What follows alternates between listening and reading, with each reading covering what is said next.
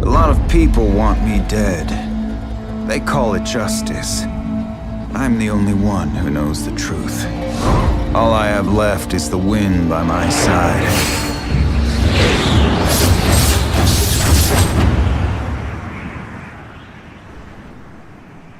Hello everyone! Tonight we dive into the world of Yasuo, where Ionia's winds whisper tales of honor and loss. Picture yourself on a moonlit hill, the faint glow casting shadows over swaying rice fields, as a sharp blade slices through the air, carrying the wind's howl. This is Yasuo's life, a Ronin cursed by his past, wandering through pain and redemption. If you faced a storm of guilt and had to duel your own brother, you might not survive it. This story isn't just about swordplay. It's about finding yourself amid mistakes. So, before you get comfortable, take a moment to like the video and subscribe, but only if you truly enjoy what I do here. Drop a comment to let me know where you're watching from and what time it is there. Now, turn off the lights, maybe turn on a fan for a gentle hum, and let's embark on tonight's journey together. Yasuo, the unforgiven Yasuo, was born in a small village nestled among the lush hills of Ionia, where the spirit of harmony with nature permeated every breath. The village, called LoLHighlights, was a tranquil place where breezes swept through rice fields and bamboo groves, carrying whispers of the land and sky. Yasuo's parents were humble farmers, yet they carried a deep pride in Ionian traditions. They named him Yasuo, meaning the peaceful one, hoping their son would bring serenity to the family. But from a young age, Yasuo was anything but ordinary. He was captivated by the wind, often standing for hours in the fields, feeling its cool touch glide across his face. The Yasuo family lived in a modest wooden house, where the laughter of Yasuo and his older brother, Yon, often echoed. Yon, 4 years older, was a serious child, always adhering to rules and bearing a sense of responsibility. In contrast, Yasuo was a free spirit, running through the fields, climbing trees, and sometimes shirking chores to chase the wind. Their mother, a gentle but resolute woman, would tell the brothers stories of the wind spirits, ancient guardians of Ionia. These tales etched themselves into Yasuo's mind, convincing him he shared a special bond with the breeze. Yet, Yasuo's childhood wasn't all joy. Will, though peaceful, faced the hardships of its time. Ionia was beginning to feel the shadow of conflict with external forces, particularly Noxus, an aggressive empire expanding its reach. Stories of war occasionally reached the village through traveling merchants, casting a heavy air. Yasuo's father, a stern man, often reminded the brothers of the importance of protecting their homeland. "Ionia is our blood and bone," he said, "and we must defend it, no matter the cost." Even as a child, Yasuo showed a natural talent for swordsmanship. At 8, he picked up Yon's wooden sword and mimicked his brother's training movements. Though clumsy, his swings carried an uncanny grace, as if he were dancing with the wind. A village blacksmith, once a warrior, noticed Yasuo's potential and urged his parents to send him to a renowned swordsmanship school in the highlands. But the family lacked the means to afford such training, and Yona, as the elder brother, took it upon himself to guide Yasuo. Yasuo, however, was not an obedient child. He often defied Yone, arguing over trivial matters like who got the last rice cake or who had to clean the chicken coop. These squabbles, though heated, strengthened their bond. Yon, with his strict demeanor, tried to teach Yasuo discipline, but Yasuo preferred to follow his whims. Once, Yasuo sneaked away to explore a nearby forest, drawn by tales of an ancient wind spirit temple. He got lost for a day and a night, causing panic in the family. When found, Yon scolded him harshly, but then hugged him tightly, tears streaming down his face. "Never scare me like that again," Yon said, his voice trembling. That moment seared into Yasuo's heart, revealing the depth of his brother's love. Yasuo's childhood balanced freedom and responsibility. He learned to tend rice fields, sense the wind's direction to predict weather, and listen to his mother's ancient tales. Yet deep within, he felt he didn't belong to this small village. He dreamed of distant horizons, where he could be as free as the wind, unbound by rules. These dreams laid the foundation for the turbulent path he would later tread. At 10, a small but pivotal event occurred. A massive storm swept through the LoLHighlights, destroying many homes, including the Yasuo families. Amid the chaos, Yasuo, guided by an uncanny instinct, led his family to a nearby cave for shelter. He claimed the wind had told him where safety lay. Though likely a coincidence, this act made the villagers see Yasuo differently, as a child blessed by the wind. Yet, this uniqueness also made Yasuo feel isolated, as if he didn't fully belong to their world. As Yasuo entered his teenage years, his parents decided it was time for formal training. Despite their modest means, they sacrificed much to send him to a swordsmanship school in Placidium, Ionia's capital. There, Yasuo's true journey began, where he would face grueling challenges and discover his true strength.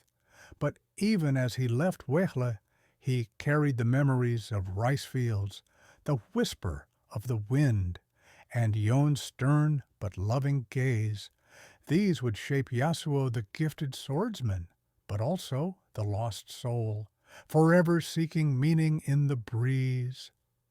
The bond between Yasuo and Yone was a deep yet conflicted one, like two opposing winds clashing over their childhood rice fields. When Yasuo left LoLHighlights for the swordsmanship school in Placidium, Yon, then 17, chose to accompany his younger brother. It wasn't just brotherly duty. Yon wanted to ensure that Yasuo, with his impulsive nature, wouldn't lose his way in the vibrant and complex capital of Ionia. To Yon, Yasuo was both a source of pride and a burden, a natural genius whose fiery spirit could ignite disaster if left unchecked. In Placidium, the brothers lived in a small dormitory near the school. Yon, with his diligent and disciplined nature, quickly earned the respect of the masters. He studied swordsmanship, not out of passion, but out of a desire to protect Ionia and uphold family honor. His strikes were precise and powerful, yet lacked flair. Yasuo, though a young student, astonished everyone with his innate talent. He didn't just learn swordsmanship, he lived it, each swing blending seamlessly with the air around him, as if dancing with the wind. This difference sparked tensions between the brothers. One afternoon, after training, Yon found Yasuo sitting on a hill near the school, playing a mournful tune on a bamboo flute. The sound, mingling with the breeze, carried a haunting melody. Yon, ever serious, scolded Yasuo for skipping sword practice to daydream. Yasuo grinned cheekily and replied, "Brother, the wind teaches me more than those rigid drills." His words infuriated Yon, not because of disrespect, but because he feared Yasuo's refusal to embrace responsibility. The argument ended with Yon storming off, leaving Yasuo alone with his flute and thoughts. Despite their frequent clashes, the brothers' bond never wavered. Yon always stood up for Yasuo when he got into trouble. Once, Yasuo accidentally broke a valuable wooden sword during practice, trying a bold new technique. When other students criticized him, Yon took the blame, enduring a month of cleaning the training yard as punishment. This act touched Yasuo, but also filled him with guilt. He began to realize that his recklessness affected not just himself, but those he cared about. Life in Placidium also taught the brothers to understand each other better. One night, as they sat by a small fire in a dormitory courtyard, Yon shared his dream to become a swordsman who protected Ionia, not just with strength, but with unwavering loyalty to tradition. Yasuo, though silent, dreamed of a freer life, wandering the world with the wind as his guide. Their dreams, though different, bound them together. Yasuo started to respect Yone, not just as a brother, but as a mentor, yet their conflicts never fully ceased. During a practice match, Yasuo, brimming with overconfidence, challenged Yon in front of other students. The duel was intense, with Yasuo's creative wind techniques clashing against Yon's disciplined precision. Yasuo won, but his taunting afterward angered Yone. "Talent doesn't make a man, Yasuo," Yon said coldly. "If you don't learn control, you'll destroy everything." Those words cut deeply, forcing Yasuo to question the path he was on. Reconciliation, however, came naturally. When Yasuo fell gravely ill after training in the rain, Yon stayed up all night caring for him. He recounted stories of their childhood in Wele, of days chasing the wind through the fields. Weak but smiling, Yasuo said, "Brother, I won't always make you worry." It was a rare moment of maturity for Yasuo, and though Yone didn't say it, he felt a spark of hope that his brother might find the right path. The relationship between Yasuo and Yone, though stormy, shaped who Yasuo became. Yon grounded Yasuo in reality, while Yasuo brought a touch of freedom to Yon's rigid life. As Ionia began to feel the looming threat of Noxus, the brothers knew they would face greater challenges, not just as students, but as defenders of their homeland. Their differences, one rooted in discipline, the other in freedom, would lead them down fateful paths, where their bond would be tested by blood and tears. Yasuo entered the swordsmanship school in Placidium at 13, brimming with both curiosity and arrogance. The school, perched on a high hill, surrounded by vibrant cherry blossoms and trickling streams, was a symbol of Ionia's martial traditions. It was not just a place to hone swordsmanship, but a spiritual center where students learned to harmonize with nature and discipline their minds. Yasuo, carrying his innate talent and youthful bravado, believed he was chosen by the wind, setting him apart from his peers. On his first day, Yasuo made an immediate impression. During an introductory test requiring basic sword forms, while others performed with caution, Yasuo turned the exercise into a spectacle. His strikes flowed with an almost supernatural grace, slicing through the air with a sound that captivated onlookers. The masters, though strict, took notice. Master Kusho, an elderly instructor, remarked, "He doesn't wield the sword, he dances with the wind." The praise inflated Yasuo's pride, but also sparked envy among other students. However, Yasuo's talent didn't equate to perfection. He frequently dismissed lessons on discipline and meditation, deeming them unnecessary. The wind doesn't need to meditate to be strong, he once told Yone, prompting a frustrated shake of the head from his brother. Exercises demanding patience, like holding a sword stance for hours, were torturous for Yasuo.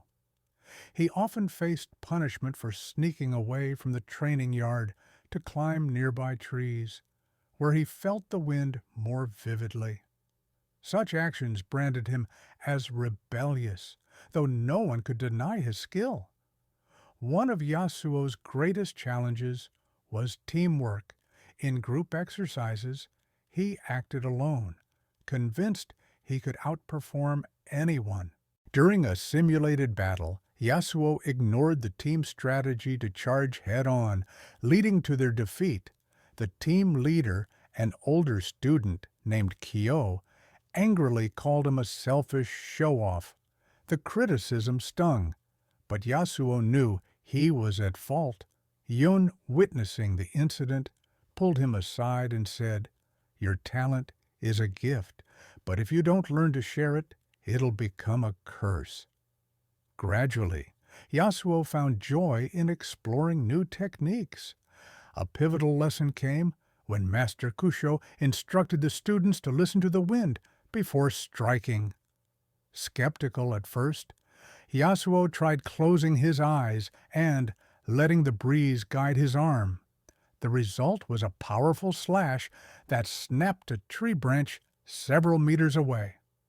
The moment stunned his peers and made Yasuo realize his strength lay not just in talent, but in his connection to nature. Yet Yasuo's arrogance remained a hurdle. In a public sparring match, he challenged Kyo to prove his superiority. Yasuo won easily, but mocked his opponent, drawing disapproval from Master Kusho. "A true swordsman doesn't use his blade to boast," Kusho said, "but to protect." The words haunted Yasuo, though he wasn't ready to change.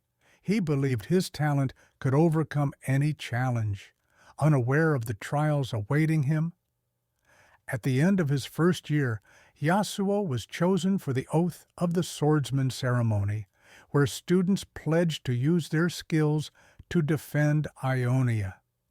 Yasuo swore his oath with fervent confidence, but in his heart he dreamed of a path unbound by rules. Yon, standing nearby, watched with a mix of pride and worry. He knew Yasuo's talent and impulsiveness would soon face tests far greater than any training ground could prepare him for. At 14, Yasuo began to draw significant attention at the Placidium Swordsmanship School, not only for his skill, but also for his impulsive nature. Among the masters, Elder Suma, a legendary swordsman revered for creating the wind technique, saw rare potential in Yasuo. Suma, an elderly man with silver hair and piercing eyes that seemed to see through one's soul, was not just a master of the blade, but a sage who understood the deep connection between humanity and nature. His encounter with Yasuo became a turning point, shaping the young swordsman's path, though not always for the better. Yasuo first met Elder Suma during a special training session for elite students. Suma tasked each to perform a perfect strike, not with strength, but in harmony with their surroundings. When Yasuo's turn came, he stepped forward with his usual confidence. His slash was powerful, conjuring a small whirlwind that sent leaves spiraling. The other students gasped, but Suma only nodded, his gaze fixed on Yasuo. After the session, he summoned Yasuo to a small garden within the school, where cherry blossoms bloomed vibrantly. "You have a rare gift," Suma said, his voice deep and authoritative. but it will destroy you if you don't learn to control it. Yasuo, though respectful, felt insulted. He believed he had already mastered the wind technique, and Suma's warning seemed like the overcaution of an old man. Master, the wind doesn't need control. It's free, Yasuo replied, his tone brimming with arrogance. Suma gave a faint, melancholic smile. He shared a story of a former student, equally talented, whose lack of humility led to disaster for himself and others. The tale silenced Yasuo, but deep down, he wasn't convinced he needed to change. Under Suma's guidance, Yasuo began learning deeper aspects of the wind technique. Suma taught that the wind was not just power, but balance. The wind can be a destructive storm or a nurturing breath, he said. His exercises focused on sensing the environment. Once, he instructed Yasuo to stand in a field of grass, eyes closed, feeling the wind's direction for an entire day. Yasuo initially found it pointless, but as he listened, he realized the wind told stories of weather, of the land, and even of human hearts. Training with Suma wasn't always smooth. Yasuo often grew impatient, especially with slow, deliberate movements meant to refine technique. During one session, trying to impress, Yasuo unleashed a powerful wind technique, accidentally shattering a stone pillar in the training yard. Instead of anger, Suma shook his head. "You don't need to prove anything to me, Yasuo," he said. "Prove to yourself you're worthy of the wind's gift." The words shamed Yasuo, but also ignited a fierce desire to improve. Beyond technique, Suma taught Yasuo the spirit of a swordsman. He shared tales of ancient Ionian warriors who used their blades to protect the land's harmony. Once, he took Yasuo to a mountain temple housing an ancient sword, said to be forged from the wind itself. Suma explained it could only be wielded by one who understood sacrifice. Yasuo, captivated, felt the weight of expectation, wondering if he could ever meet Suma's standards. Their relationship grew into something akin to father and son. Suma, though stern, showed Yasuo a patience few students received. He saw beneath Yasuo's arrogance a soul yearning for purpose, torn between freedom and duty. One night, by a small stream, Suma gave Yasuo an old bamboo flute. "Play this when you feel lost," he said. "The wind will guide you back." Yasuo cherished the flute, though he didn't fully grasp its significance. Yet, Yasuo's pride remained a barrier. During a public training demonstration, he challenged an older student to prove his dominance. He won easily, but mocked his opponent, earning Suma's disapproval. A swordsman is measured not by victories, but by how he treats the defeated. Suma said. Yasuo, chastened, began to reflect, though change came slowly. He still believed his talent could surmount any obstacle, unaware of the looming trials. As Noxus's invasion cast a shadow over Ionia, the dynamic between Yasuo and Suma grew complex. Suma, a spiritual leader, began preparing students for darker days. Yasuo, though skilled, felt torn between loyalty to the school and his yearning for freedom.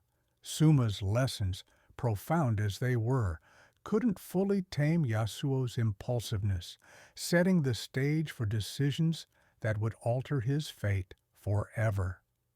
At 15, Yasuo stood at a critical juncture in his journey at the Placidium Swordsmanship School. His talent had made him one of the school's brightest students, but his arrogance and impulsiveness remained flaws in his character.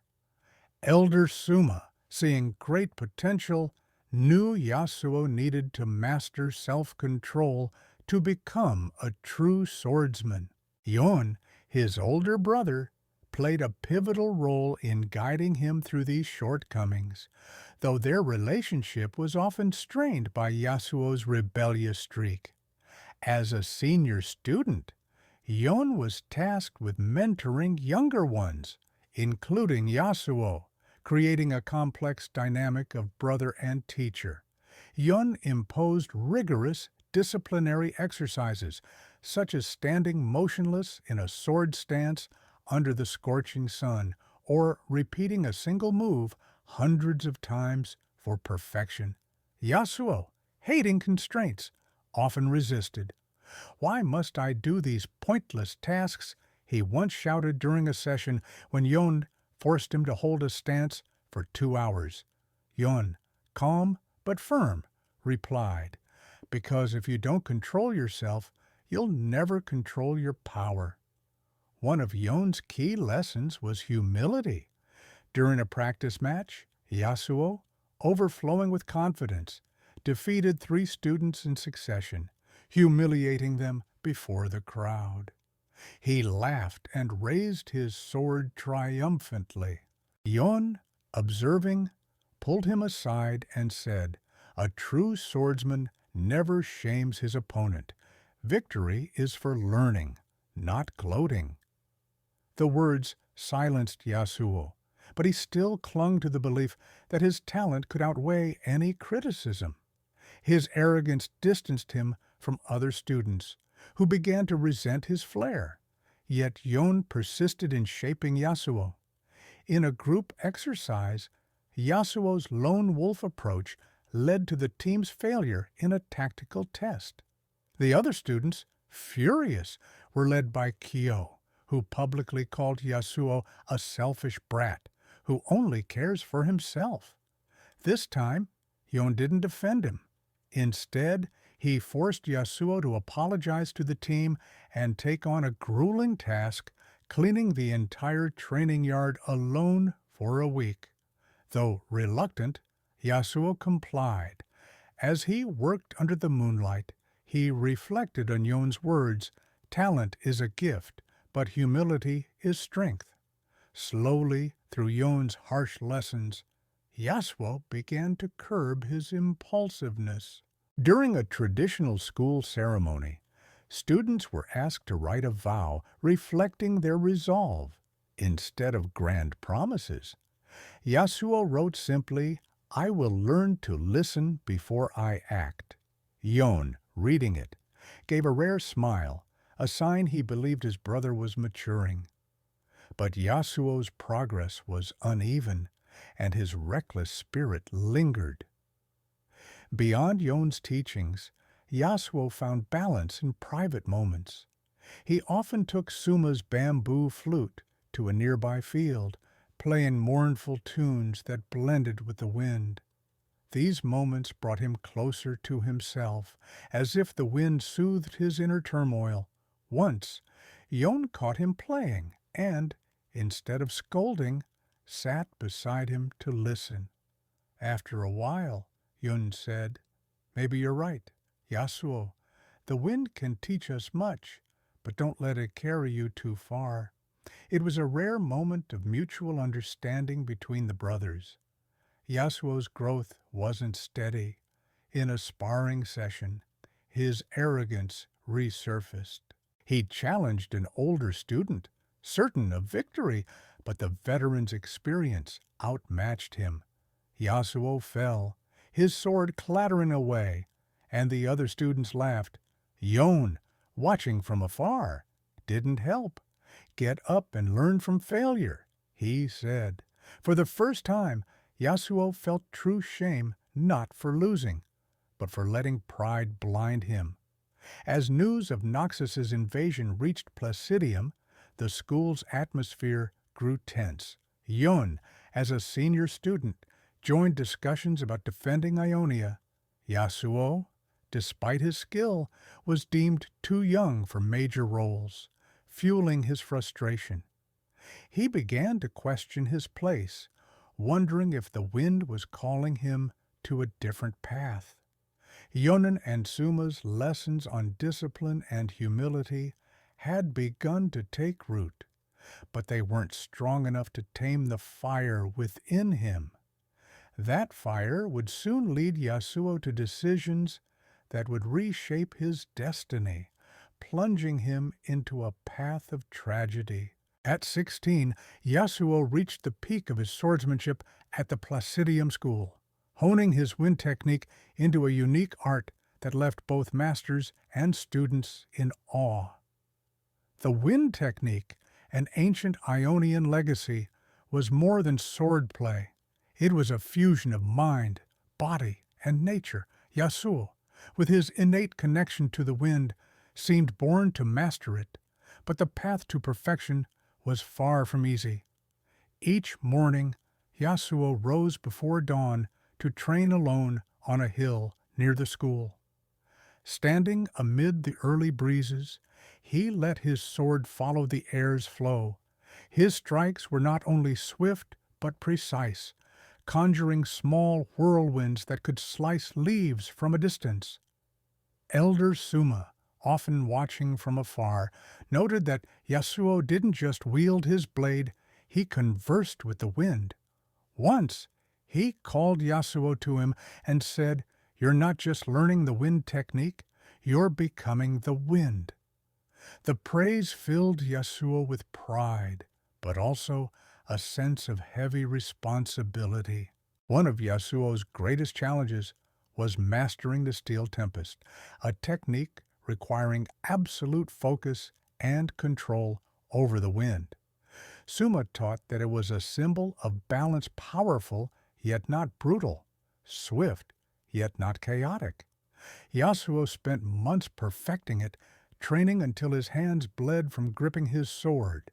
Each failure saw him rise again, letting the wind soothe his wounds. One day, performing the Steel Tempest before the masters, Yasuo unleashed a gust so strong it shook the training yard. Suma, silent but with eyes gleaming approval, nodded. However, Yasuo's brilliance came with new challenges. Other students, though admiring, felt pressured comparing themselves to him. Some called him the wind's child, but not all meant it kindly. During a practice match, a jealous student attacked Yasuo with a dangerous move, nearly injuring him. Yasuo's quick reflexes used the wind to deflect the blow, but the act was misjudged as showing off.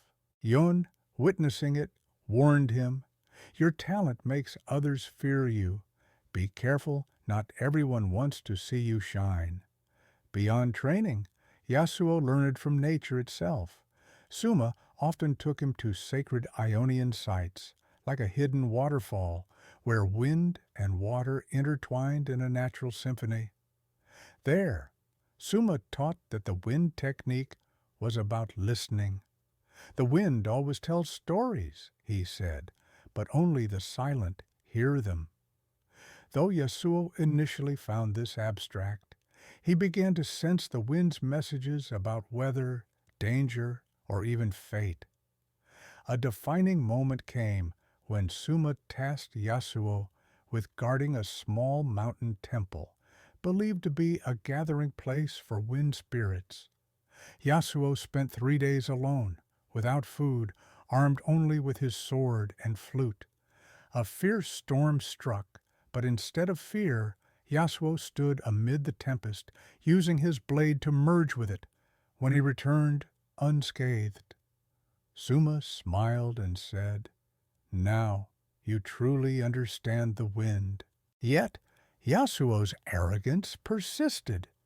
During a school festival, he was invited to demonstrate his wind technique before masters and guests from across Ionia. Eager to impress, he used a risky move, creating a whirlwind stronger than intended, toppling several lanterns. Though no one was hurt, Suma reprimanded him. "You have talent, but you've yet to learn humility," He said, Yasuo, humbled, began to question himself, but still clung to the belief he was destined for greatness. As Noxus's invasion loomed closer, the school grew tense.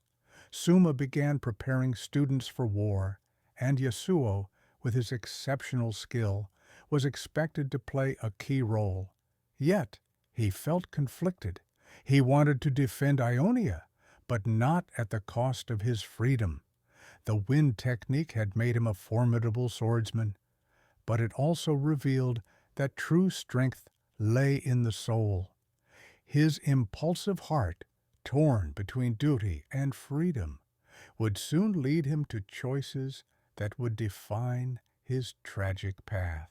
At 17, Yasuo faced the growing shadow of Noxus's invasion, which cast a pall over Ionia.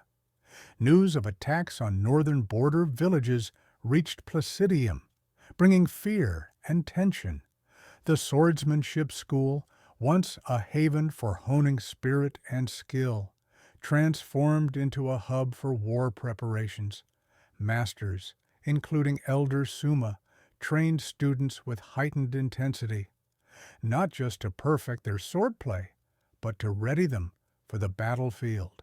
Yasuo, with his unmatched skill, stood at a crossroads. His yearning for freedom clashed with the duty to protect his homeland. Ionia, rooted in harmony with nature, lacked a formal army like Noxus.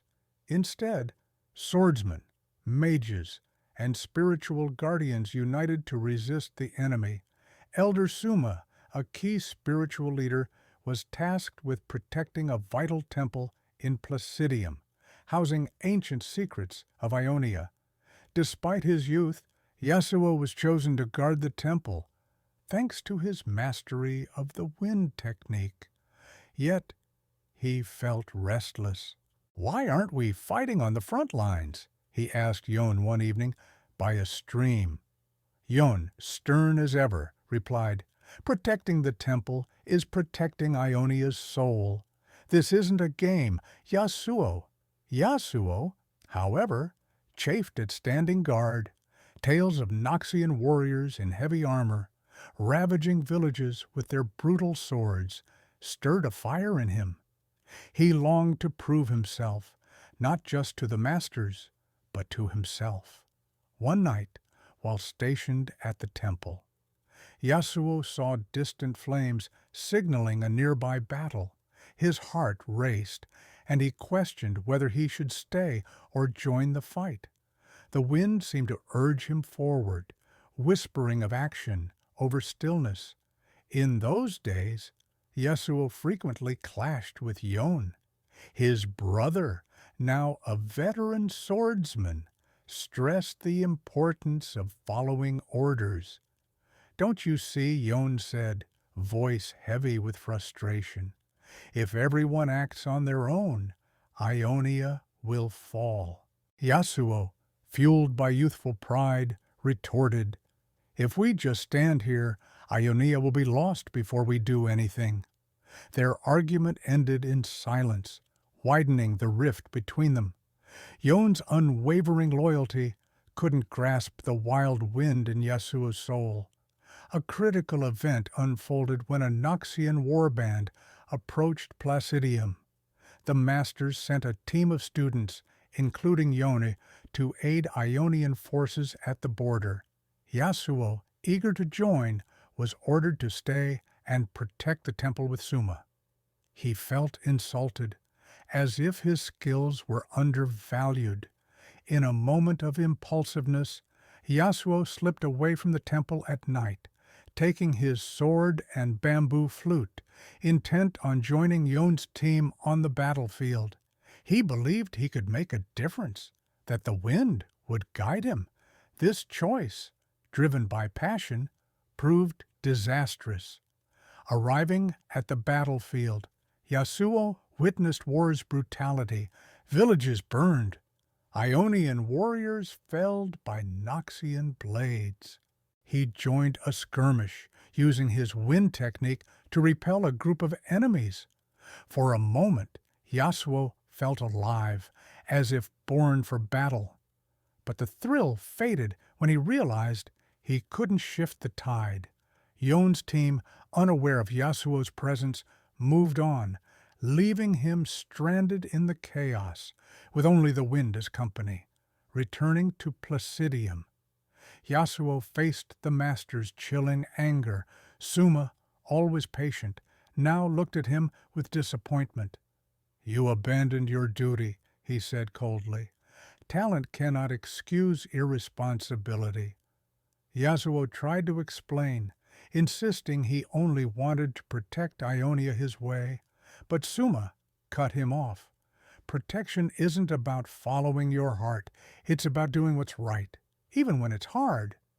The rebuke shamed Yasuo, revealing that war wasn't the heroic dream he envisioned.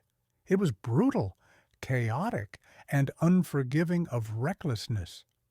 As punishment, Yasuo was assigned grueling tasks, from repairing the training yard to tending the gardens.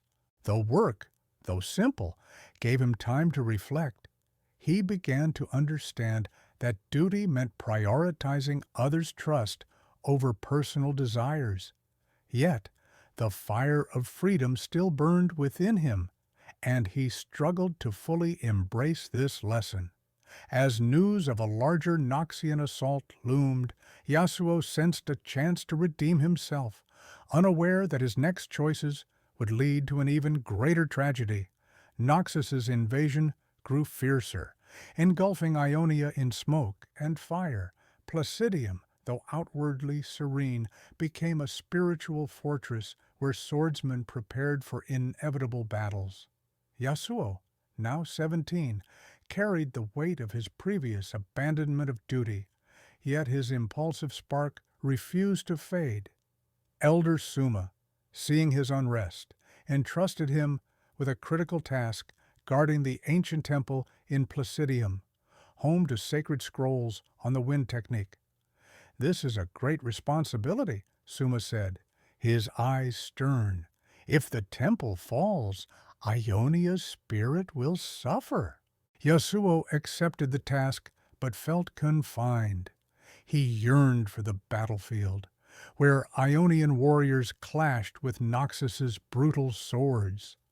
Stories of razed villages and shattered families fueled his restlessness.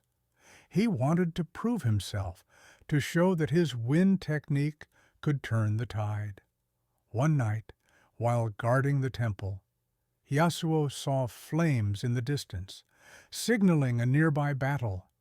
His heart urged him to act, to be more than a sentinel. The wind, whispering through the night, seemed to echo his desire for action. That night, urgent news arrived. A Noxian warband had attacked a nearby village. The masters rallied a team of students to assist, but Yasuo was again ordered to stay behind. Yon, leading the team, fixed Yasuo with a wary gaze. "Stay here, Yasuo," he said before departing. "Don't do anything foolish." The words only stoked Yasuo's frustration. He felt sidelined, his talent wasted. A voice within whispered, "The wind doesn't stand still. Neither can you." In a reckless moment, Yasuo made a fateful decision. He abandoned his post, taking his sword and bamboo flute, and raced toward the battlefield. He believed his wind technique could aid Yon's team, that he could make a difference. When he arrived, chaos greeted him. Smoke rose from burning homes, and screams mingled with the clash of steel. Yasuo threw himself into a skirmish, wielding Steel Tempest to drive back a group of Noxian soldiers. His slashes were a whirlwind, fierce and unstoppable. For a fleeting moment, he felt invincible, as if the wind itself fought beside him. But war was no training ground. Yasuo was soon overwhelmed by the enemy's numbers. A Noxian soldier in heavy armor nearly struck him with an axe, and only his reflexes saved him. he realized he couldn't change the battle's course alone. Yon's team, unaware of his presence, had moved on, leaving Yasuo isolated in the chaos. As night fell, he retreated, exhausted and battered, returning to Placidium with a heavy heart, hoping his actions would be seen as brave. Instead, he faced a chilling silence from the masters. Suma, who had always been patient, now gazed at him with profound disappointment. "You abandoned your duty," he said, his voice cutting like a blade. "You thought you could save Ionia alone, but you endangered us all." Yasuo tried to explain, insisting he only wanted to protect the villagers. But his words fell flat. "A swordsman doesn't fight for personal glory," Suma said. "You've yet to learn that. The consequences were severe. Yasuo was barred from formal training and assigned menial tasks, like tending the school's gardens, which he found humiliating. But the deepest wound came from Yon's return. "You never listen, do you?" Yon said, his voice weary. "You think you're a hero, but you've only made things worse." The words pierced Yasuo like a dagger. He realized his impulsiveness had not only endangered himself, but hurt those he loved. In the days that followed, Yasuo worked alone in the gardens, reflecting on his actions. He played his bamboo flute, letting the wind carry his sorrow. He began to see that responsibility meant placing others' trust above his own desires. Yet, his yearning for freedom still burned, and he wasn't ready to fully surrender to duty. As news spread of a larger Noxian assault nearing, Yasuo felt a dark premonition. He didn't know that his absence from the temple had allowed a tragedy to unfold, one that would cost a life dear to him and set him on a path of irreversible consequences. Yasuo's impulsive decision to abandon his post at the Placidium temple led to an unforgivable tragedy. While he was away chasing glory on the battlefield, a group of Noxian warriors seized the opportunity to attack the temple, where Elder Suma and a few students stood guard. When Yasuo returned to the school, the sight before him stopped his heart. The temple, once a sacred symbol of Ionia, lay in ruins. Smoke rose from charred wooden beams, and blood stained the stone floor. Worst of all was Elder Suma's lifeless body, his broken sword beside him. Yasuo knelt beside Suma, his trembling hands touching the old man's cold face. The bamboo flute, a gift from Suma, slipped from his grasp, rolling onto the bloodied ground. Survivors recounted that Noxian assassins had struck swiftly, targeting the sacred scrolls on the wind technique. Suma fought to his last breath to protect the temple, but he couldn't overcome the odds. Yasuo, overwhelmed with guilt, realized his absence had contributed to this disaster. Had he stayed, Suma might still be alive. The news of Suma's death spread quickly, and Yasuo became the focus of blame. Other students, already envious of his talent, openly accused him. "You abandoned our master," one shouted during an emergency meeting. "You're a traitor." Yasuo, desperate to explain, found no words to counter the truth. He had deserted his duty, and it cost Suma's life. Yon, returning from the battlefield, looked at Yasuo with a mix of pain and anger. "What have you done, Yasuo?" he asked, his voice cutting deeper than any blade. Yasuo could only bow his head, unable to meet his brother's eyes. To uncover the truth, the school's remaining masters launched an investigation. They discovered that Suma's fatal wound bore traces of the wind technique, a skill only Yasuo had mastered. This sparked a horrific suspicion: had Yasuo killed Suma? Though no direct evidence existed, his absence during the attack made him the prime suspect. Rumors spread like wildfire, branding Yasuo a traitor to Ionia. Some even whispered he'd been bought by Noxus, a thought that stabbed at his heart. Yasuo tried to protest, explaining he'd gone to the battlefield to fight, not betray, but his words were ignored. The masters, once fond of him, couldn't overlook his negligence. One evening, Yasuo was summoned before the school's council. Standing amid cold, judgmental stares, he felt a loneliness he'd never known. "You have one chance to defend yourself," a master said. "But the truth remains, Suma died because of your recklessness." Yasuo, voice trembling, said only, "I didn't kill him. I swear on my honor."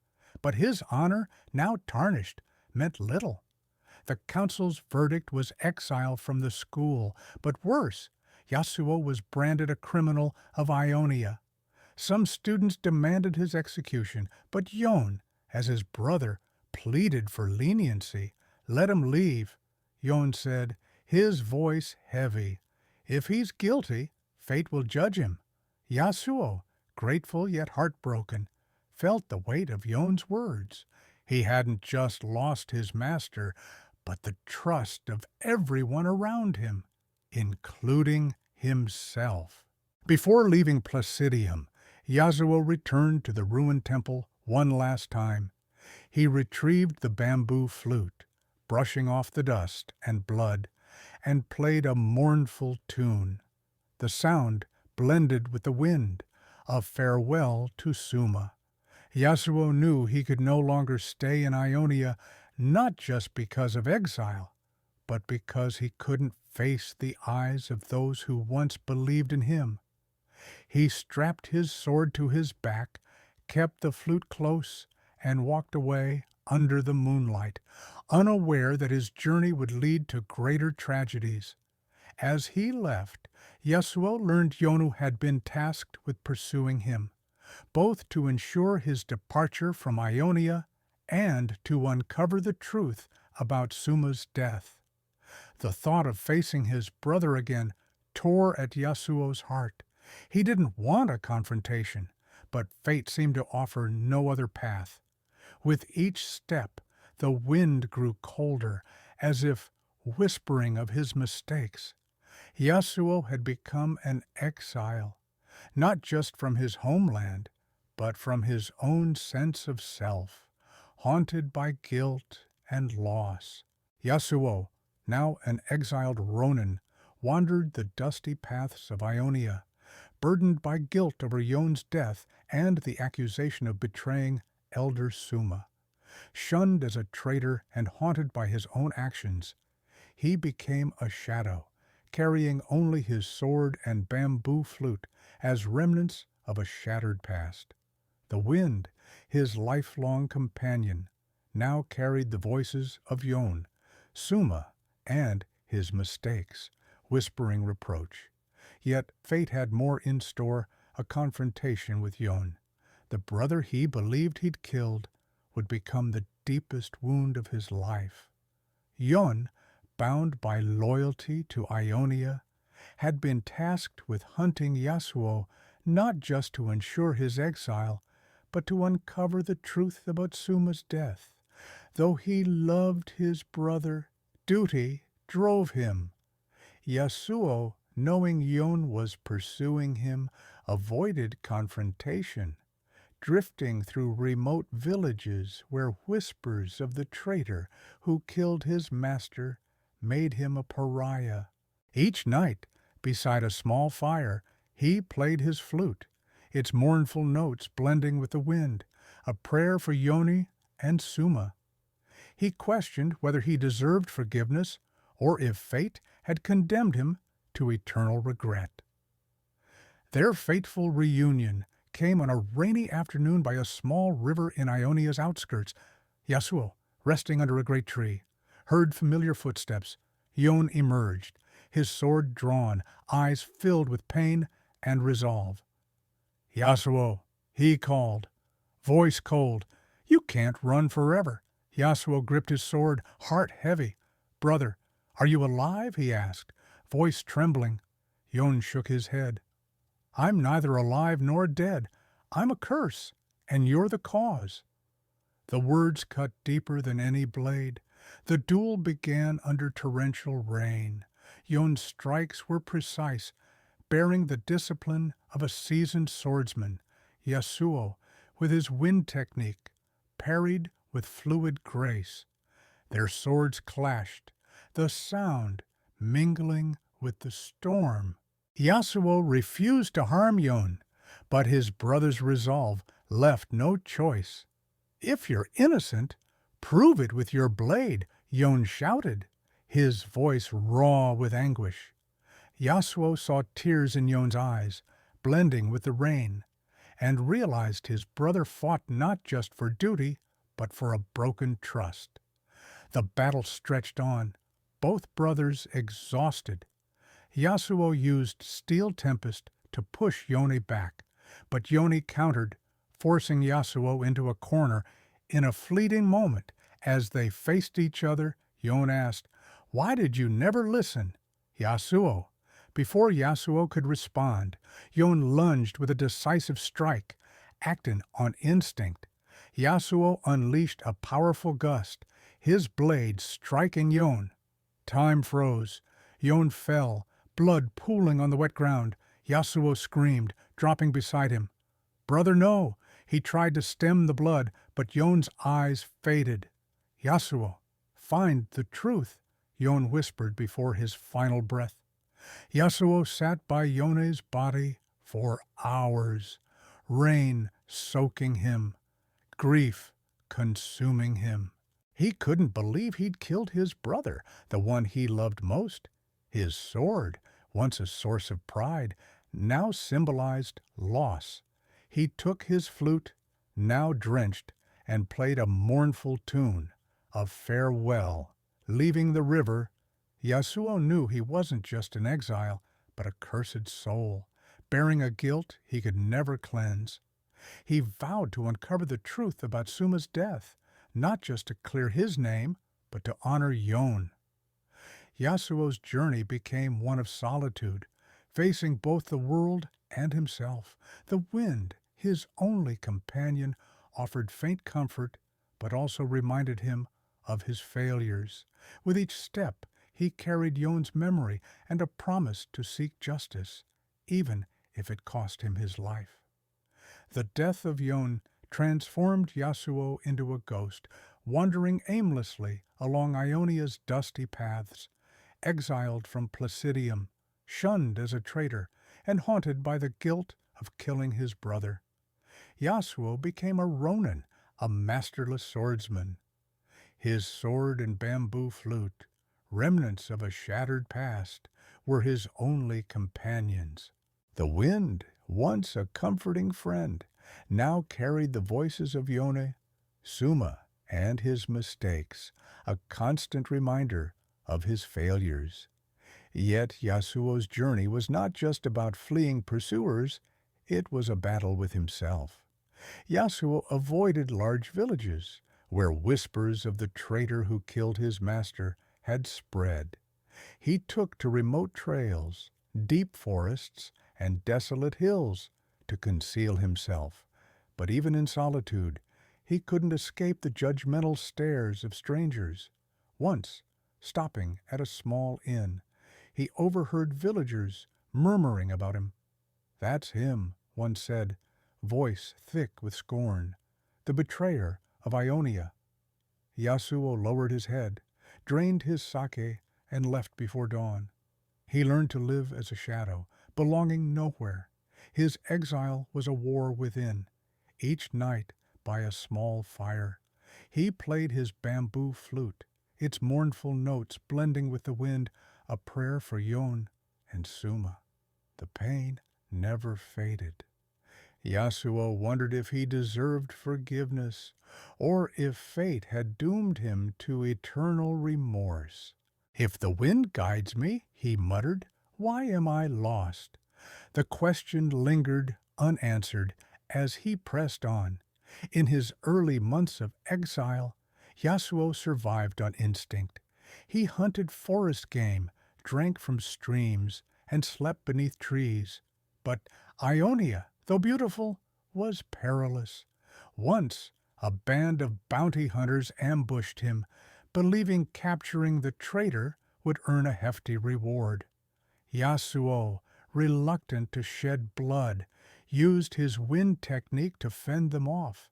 His slashes were a whirlwind, scattering the hunters. Afterward, he knelt, hands trembling. "I don't want to kill again," he whispered, as if speaking to Yon.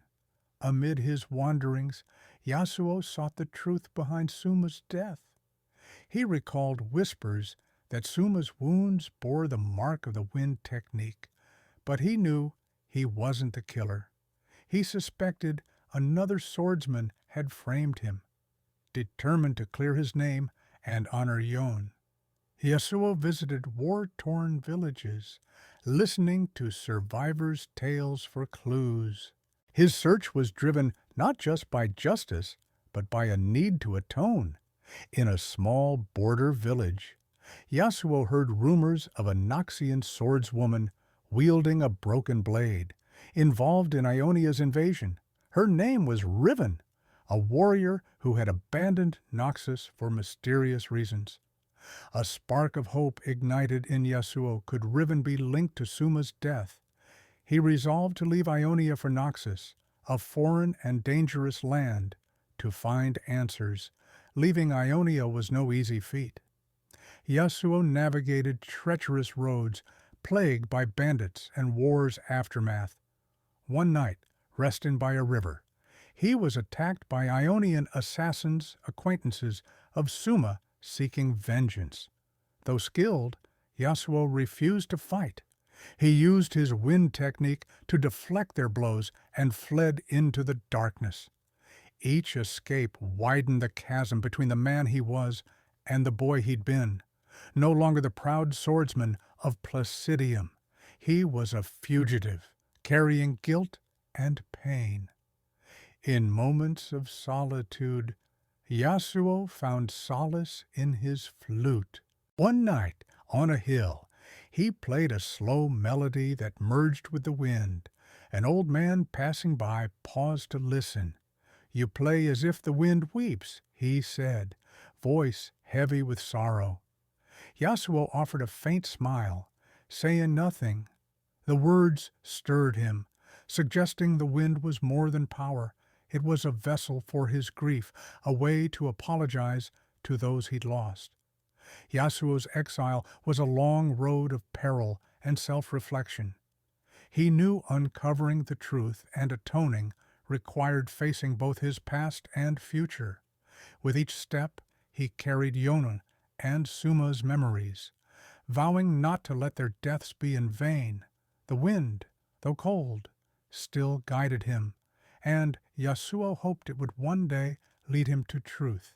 Yasuo, carrying the small stone and woven scarf from Talia, left Shurima to pursue his quest for the truth about Elder Suma's death, heading toward Noxus, the harsh deserts of Shurima, with winds laden with dust and ancient secrets, were behind him. But the lessons from Talia lingered. In Shurima, he met Talia, a young stone mage whose warmth offered a rare light in his darkened life, teaching him that even a broken soul could find moments of connection. Shurima was alien to Yasuo. Its scorching winds, unlike Ionia's gentle breezes, left him feeling adrift. He wandered through small villages where locals eyed him warily. One day, resting by an oasis, Yasuo was ambushed by desert bandits wielding curved daggers. Outnumbered, he used his wind technique to fend them off, but before he could end the fight, a sudden storm of stone scattered the attackers. From the dust emerged Talia, a young girl with bright eyes and a radiant smile. Talia, sensing Yasuo's good heart, invited him to her tribe's camp, where Shurimans protected their land from war and treasure hunters. Though hesitant, Yasuo accepted, drawn by her sincerity and his own exhaustion. At the camp, he was welcomed with hospitality. Talia shared her story of mastering stone to protect her loved ones. Stone isn't just power, she said. It's a foundation where everything begins. Her words echoed Suma's teachings about the wind, prompting Yasuo to play his bamboo flute, its mournful tune resonating with the desert air. Talia listened and said, "You play like you're telling a tale of sorrow." Yasuo only nodded, guarding his past. Over days in Shurima, Yasuo and Talia formed an unlikely friendship. Her optimism and compassion rekindled a flicker of trust in Yasuo. One night by a fire, she asked about his sword. "It looks like it carries a heavy burden," she said. For the first time, Yasuo shared fragments of his story about Ionia, Suma, and Yone. Talia listened without judgment, and when he fell silent, she placed a small stone in his hand. "In Shurima, we believe stones hold memories," she said. "Keep this to know you're not alone." Talia taught Yasuo patience. She took him to a cliff where she practiced stone weaving. "Stone doesn't move at my whim," she said. "I must listen to it, feel it," watching her blend with the earth. Yasuo realized he hadn't fully understood the wind. He retrained, not just for combat, but to connect deeply with the breeze. Once, he used Steel Tempest slowly, creating a gentle, precise gust. Talia clapped, laughing. "You did it! Your wind is singing." Peace was fleeting. One night, the tribe's camp was attacked by mercenaries seeking Shurima's ancient treasures. Yasuo and Talia fought side by side, his wind technique complementing her flying stones. They repelled the attackers, but Yasuo knew his presence endangered the tribe. "I can't stay," he told Talia after the battle. "I bring trouble wherever I go." She tried to persuade him, but his resolute gaze made her relent. Before he left, Talia gave him a lightweight Shuriman scarf to shield him from dust. "Remember that wind and stone can coexist," she said, her smile tinged with sadness. As Yasuo departed Shurima, he carried the stone and scarf as tokens of a brief but meaningful bond. Talia had shown him that, despite his guilt, light could pierce his darkness. But the road to Noxus stretched long, and Yasuo knew his journey would remain perilous. With the truth about Suma's death still elusive, Yasuo, clutching the small stone and Shuriman's scarf from Talia, left the deserts behind to chase the truth about Elder Suma's death in Noxus, a land of swords and ambition. He believed Riven, the Noxian swordswoman with a broken blade, might hold answers to clear his name. Noxus, with its brutal culture, was a stark contrast to Ionia's serenity or Shurima's dusty expanse. A Ronin shunned by his homeland, Yasuo entered this foreign realm with a heavy heart and unyielding resolve, knowing each step could lead to his end. The journey to Noxus was fraught with peril. Yasuo traversed desolate lands plagued by bandits and mercenaries. He moved under cover of night, using the wind to sense threats before they spotted him. Once, in a dead forest, he was ambushed by Noxian mercenaries, wielding heavy axes and thick armor. Exhausted, Yasuo wielded his wind technique to escape, but not unscathed. A deep gash on his shoulder forced him to hide in a small cave for days. In the darkness, He played his bamboo flute, letting the wind ease his physical and emotional pain.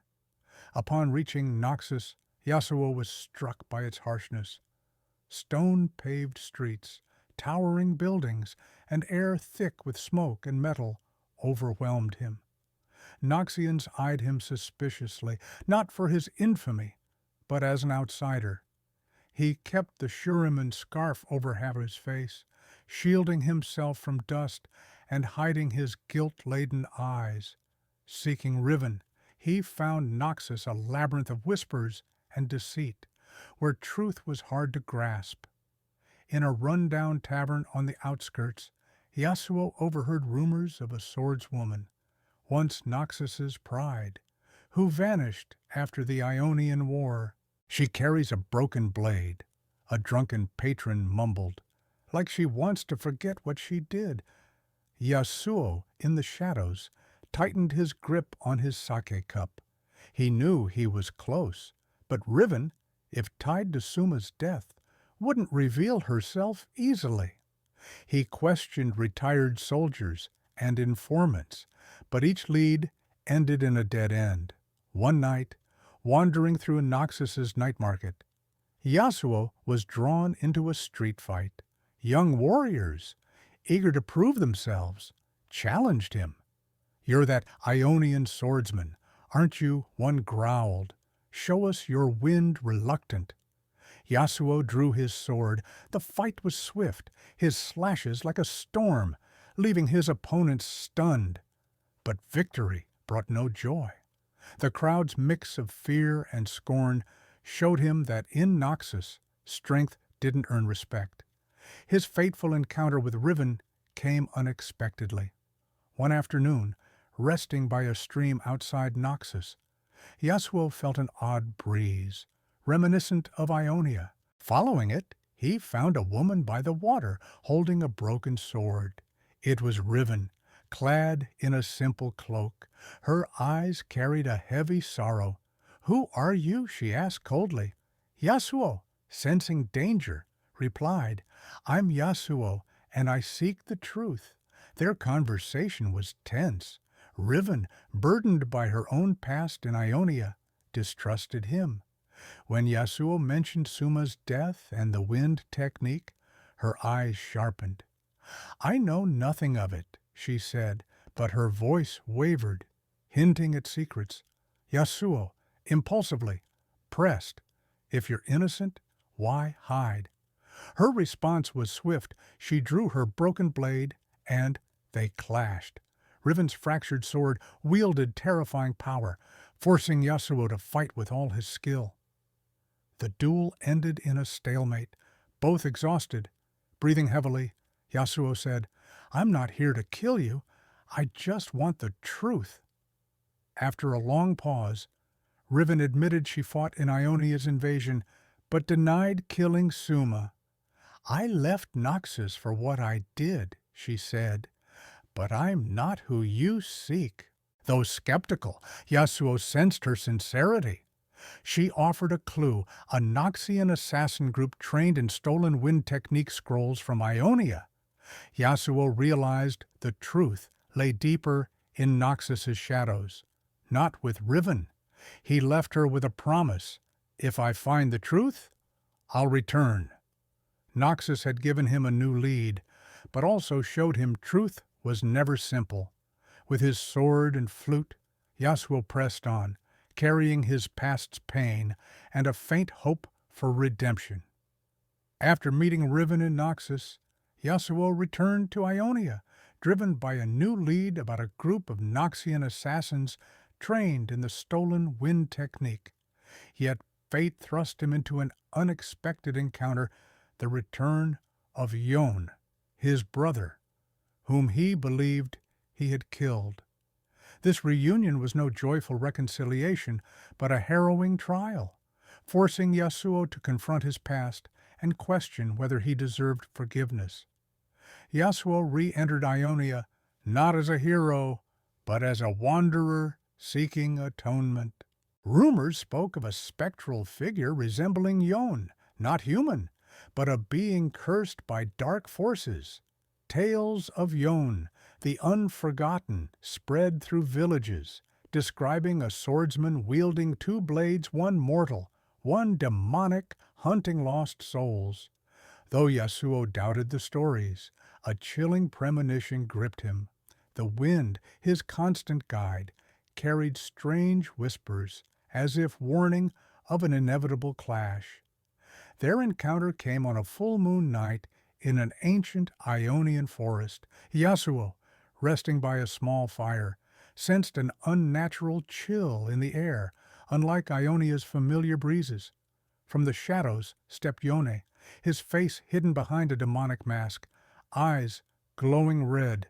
"Yasuo," Yone's voice echoed, cold and distant. "You cannot escape fate." Yasuo gripped his sword, heart constricting. "Brother, are you alive?" he asked, voice trembling. Yon shook his head. "I am neither alive nor dead. I am a curse, and you are its cause." Yon revealed that after dying by Yasuo's blade, his soul was trapped in the spirit realm, where an Azakana, a malevolent entity, claimed him. Now, a spirit hunter, Yon was bound to slay those burdened by guilt, like Yasuo. Though anguished, Yasuo saw this was not his brother but a twisted version of him. "I won't fight you again." "Brother," Yasuo pleaded, tears streaming down, but Yone, driven by the Azakana, attacked with terrifying speed, his dual blades a whirlwind of death. The duel was a dance of pain and regret.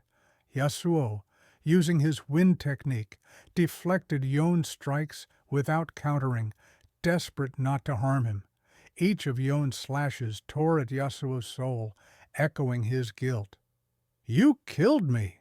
Yone roared, his voice a mix of sorrow and rage. Yasuo, cornered, used Wall of Wind to block attacks, shouting, "Brother, I'm sorry I never wanted this," but Yon, consumed by the Azakana, was deaf to his pleas. In a desperate moment, Yasuo recalled Talia's words, "Wind and stone can coexist." Clutching the Shuriman stone, he whispered a prayer. He couldn't kill Yone again, but refused to let him remain enslaved. With a heavy heart, Yasuo declared, "Brother, if I can't save you, I'll free you." He unleashed Steel Tempest, not to strike Yon, but to push him back, creating space. In a final act, Yasuo aimed at the demonic mask, shattering the Azakana's hold with a precise gust. Yon collapsed, his red eyes fading. In that fleeting moment, Yasuo saw his brother, not the hunter, but the Yon of old. "Yasuo, live and find the truth," Yon whispered before dissolving into the wind. Yasuo knelt, clutching the empty air, sobbing silently. He didn't know if he'd freed Yon or hurt him again, but the pain confirmed his journey of atonement was far from over. Resuming his path, Yasuo carried Yon's memory and a vow to uncover the truth. The wind, now bearing his brother's voice, urged him to press on despite his failures. The Shuriman stone and bamboo flute became symbols, not just of loss, but of a hope that one day Yasuo might forgive himself. The confrontation with Yone left Yasuo with a wound that would never heal, but it also ignited a new resolve to atone and find purpose in his life. No longer a aimless wanderer, Yasuo, now a seasoned Ronin, returned to Ionia not to seek forgiveness from others, but to face himself. The wind, his unwavering companion, still whispered, carrying reminders of duty, those he'd lost, and the path he must forge. Yasuo returned to his childhood village of Valhalla, where he and Yone once roamed. The village bore war scars, trampled rice fields, charred wooden homes. The villagers, though they recognized him, regarded him cautiously. Yasuo didn't blame them. Silently, he helped rebuild, repairing homes and replanting fields. He worked under the sun, letting the wind guide him. An elderly woman who knew his parents recognized him and said, "You've returned, but you're not the boy you were." Yasuo nodded, silent. He knew he couldn't erase the past, but he could build a better future. In Wechle, Yasuo often sat by the river where he and Yon played as children. He played his bamboo flute, its mournful tunes softer now, less burdened. One moonlit night, as the river reflected the stars, Yasuo felt a gentle breeze, as if Yon's spirit lingered. "Brother," he whispered, "I'll live as you wished." The vow was for himself as much as for Yon, a promise to carry on. Yasuo sought final clues about Elder Suma's death, returning to Placidium. The swordsmanship school, rebuilt but lacking its former spirit, stood as a reminder of lost days. New students didn't know Yasuo, but some old masters did. Master Kusho, now aged, met him. "You've traveled far," Kusho said. His gaze softened. Yasuo apologized for his past mistakes and asked about Suma's true killer. Kusho revealed that a Noxian assassin group, led by an unknown swordsman, had stolen wind technique scrolls. The true culprit remained a mystery, and Yasuo realized the truth might forever elude him. Instead of chasing shadows, Yasuo chose to atone through action. He began aiding war-torn villages, using his sword to protect against bandits and mercenaries. He fought not for glory or honor, but for small victories, a rebuilt home, a replanted field, a child's smile. Each act was a step toward redemption. One day, while helping rebuild a destroyed bridge, Yasuo met a young girl with bright eyes, reminiscent of Talia. She dreamed of becoming a mage to protect her family. Yasuo smiled, giving her the Shuriman stone. "Keep this," he said, "and remember, strength lies not in what you do, but who you do it for." The girl nodded, and Yasuo felt a weight lift from his soul. Yasuo never fully escaped his guilt, but he learned to live with it. He wandered Ionia, no longer a fugitive, but a silent guardian. His sword, once a symbol of tragedy, became a tool of hope. His flute remained, and each note carried the voices of Yon, Suma, and those who believed in him.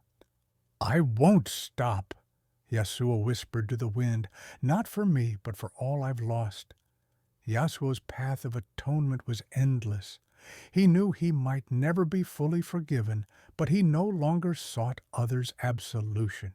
Instead, he sought to forgive himself, one day, one swing, one note at a time. The wind, ever faithful, guided him, and Yasuo learned to listen.